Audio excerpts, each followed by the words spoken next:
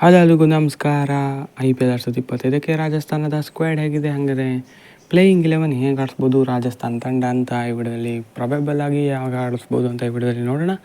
ಅದಕ್ಕೂ ಮೊದಲು ಚಾನಲ್ಗೆ ಹೊಸಬರಾಗಿರೋದೇ ದಯವಿಟ್ಟು ಸಬ್ಸ್ಕ್ರೈಬ್ ಮಾಡ್ಕೊಳ್ಳಿ, ಸ್ಪೋರ್ಟ್ಸ್ ಅಪ್ಡೇಟನ್ನು ಪಡೆಯಿರಿ. ಬನ್ನಿ ವಿಡಿಯೋನ ಪಟಾಪಟ್ ಅಂತ ಸ್ಟಾರ್ಟ್ ಮಾಡೋಣ. ರಾಜಸ್ಥಾನದ ಸ್ಕ್ವಾಡ್ ಹೀಗಿದೆ: ಯಶಸ್ವಿ ಜೈಸ್ವಾಲ್, ಶಿಮ್ರಾನ್ ಹೆಟ್ಮಾಯರ್, ವೈಭವ್ ಸೂರ್ಯವಂಶಿ, ಶುಭಮ್ ಡುಬೆ, ನಿತೀಶ್ ರಾಣಾ ಬ್ಯಾಟರ್ಸ್ಗಳಾಗಿ ಬರ್ತಾರೆ. ಆಲ್ರೌಂಡರ್ ಕೂಡ ಆಗಿದ್ದಾರೆ ನಿತೀಶ್ ರಾಣಾ. ಅದರ ಜೊತೆ ರಿಯಾನ್ ಪರಾಗ್ ಮತ್ತು ಹಸರಂಗ ಆಲ್ರೌಂಡರ್ಸ್ ಇದ್ದಾರೆ.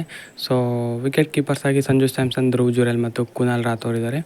ಬೌಲರ್ಸ್ಗಳಲ್ಲಿ ಜೋಫ್ರಾ ಆರ್ಚರ್, ಮಹೇಶ್ ತೀಕ್ಷಾಣ, ಸಂದೀಪ್ ಶರ್ಮಾ, ಆಕಾಶ್ ಮದ್ವಾಲ್, ಕುಮಾರ್ ಕಾರ್ತಿಕೇಯ, ತುಷಾರ್ ದೇಶಪಾಂಡೆ, ಫರೂಕಿ, ಕ್ವಿನಾ ಎಂಪಾಕ, ಯುದ್ವೀರ್ ಚರಾಕ್ ಮತ್ತು ಅಶೋಕ್ ಶರ್ಮಾ ಇದ್ದಾರೆ. ಸೊ ಪಂಜಾಬ್ನಲ್ಲಿ ಆಲ್ರೌಂಡರ್ಸ್ಗಳ ಕೊರತೆ ಎದ್ದು ಕಾಣ್ತಾ ಇದೆ. ಸ್ಟ್ರಾಂಗ್ ಆಗಿರೋ ಆಲ್ರೌಂಡರ್ಸ್ಗಳ ಕೊರತೆ ಕಾಣ್ತಾ ಇದೆ ಅಂತಲೇ ಹೇಳ್ಬೋದು.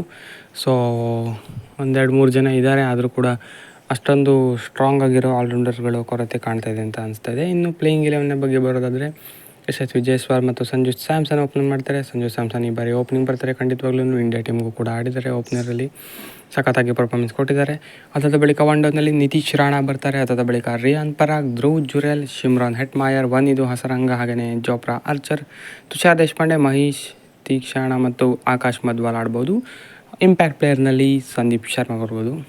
ಸೊ ಆವಾಗಲೇ ಹೇಳಿದಾಗೇ ಆಲ್ರೌಂಡರ್ಸ್ನ ಕೊರತೆ ಎದ್ದು ಕಾಣ್ತಾ ಇದೆ ಈ ರಾಜಸ್ಥಾನ್ ತಂಡದಲ್ಲಿ. ಸೊ ಅದನ್ನು ಮೈನಸ್ ಆಗ್ಬೋದು ರಾಜಸ್ಥಾನ್ ತಂಡಕ್ಕೆ. ಸೊ ಹೋದ ವರ್ಷದ ತಂಡ ತುಂಬಾ ಚೆನ್ನಾಗಿತ್ತು, ಬ್ಯಾಲೆನ್ಸ್ಡ್ ಆಗಿತ್ತು ಎಲ್ಲ ಆ್ಯಂಗಲ್ನಿಂದ ಅಂತಲೇ ಅನಿಸ್ತಾ ಇದೆ ನನಗಂತೂ.